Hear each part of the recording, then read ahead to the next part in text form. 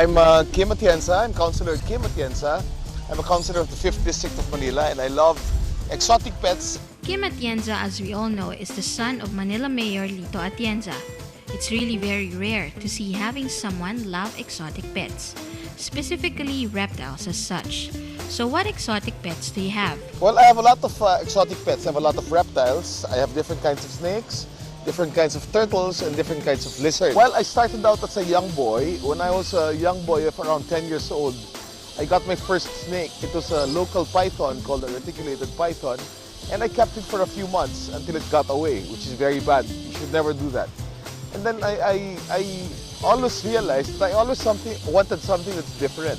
All my friends would take care of dogs and cats, birds, and ordinary animals, when I would always take care of something that's out of the ordinary, something that's exotic, no?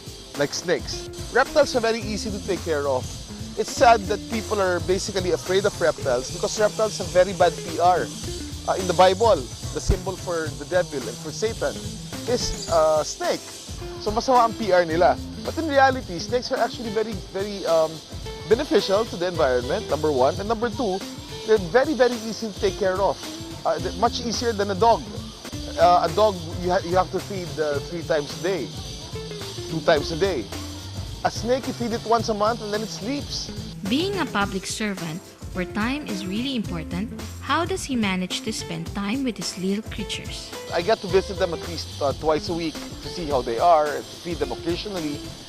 But there was a time when I was really full-time into taking care of them every single day. It seems Kim really is very much attached to his crawling pets. Here's his thought on taking care of reptiles. For you to take care of a reptile correctly, it's easy to keep them, but it's hard to take care of them correctly.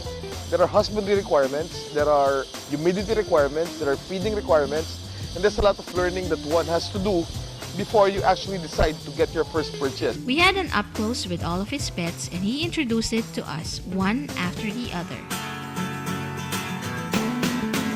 This python around my neck, which is an albino Burmese python, has been with me for 5 years already. But when I first purchased it, it was about 10 inches long.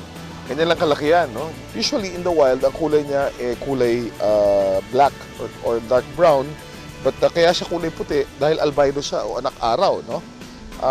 This particular color morph is very popular with breeders and with the exotic animal keepers. Maganda, paputi. But this kind of morph, this kind of color, will never ever survive in the wild because of its color. Obviously because it stands out to other predators, no? Yan, this is a green tree python. Ito yung ahas dun sa Jungle Book. Kita mo yung cartoon, yung mukha niya parang cartoon character, di ba? Kita mo yung mata niya, yung ano niya, yung kulay niya, beautiful, no? Ordinarily, ang green tree python is solid green. But this particular color morph has blue spots in it, no? That makes it very rare and very different. Ganda, no? This green tree python has been with me for about 4 years. When I first got it, it was also this size. But unlike the Burmese python, it doesn't grow too long. Hanggang dito lang yan eh. The maximum size of this is about 4 to 5 feet. This is a savanna monitor. Ang local na tawag dito ay bayawak, no? But this kind of bayawak is usually found in Africa. And that's why it's called the savanna monitor, because it dwells in savannas in Africa and it likes dry weather. And I first got this when it was this big. Now it's very big already. It's probably the biggest savanna monitor tame in the country. Ganda, no? At saka sanay na sanay sa tao yan. I can do whatever I want with it.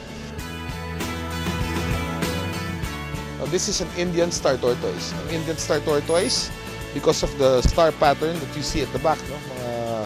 Para mga star, no? Now, put in this environment, you can see that it stands out, no? Ang ganda ng pattern niya. Pero pag nasa grass yan, nagbe-blend yan at saka perfectly camouflaged yan. Ayan. This is an Indian star tortoise. This is called a carpet python, no? A carpet python, this is a native of Australia. It's a native of Australia, and the scientific name of this particular snake is Morelia spilota variegata. Ayan. It's a semi-arboreal snake, meaning it dwells in the trees.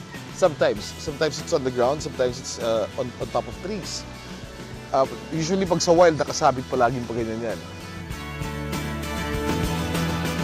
Ang tawag naman dito ay blue-tongued skink. Obviously because the tongue is color blue, no? Yan. Ang local na tawag dito ay bubuli. Usually you find a lot of this in the Philippines, pero ang dito maliliit lang, no? This size you find in Australia or Indonesia. My desire sana is for people to learn more about animals, not to keep them or not to get them from the wild, but to learn from them and to learn to breed them. So eventually, the people, pet keepers, exotic pet keepers, need not get anything from the wild. Never ever buy wild-caught animals. So make sure that if you are to take care of exotic animals, to get not wild-caught but captive-bred species. Meaning, mga pinapisa at mga galing sa mga reputable breeders. That's very, very important. And then, my desire also is to train people, those who want to take care of exotic animals, to learn. Kailangan inaaral yan. It's easy to buy a snake. It's easy to keep a snake. But to actually make a snake happy and give it the right requirements, it takes a lot of learning.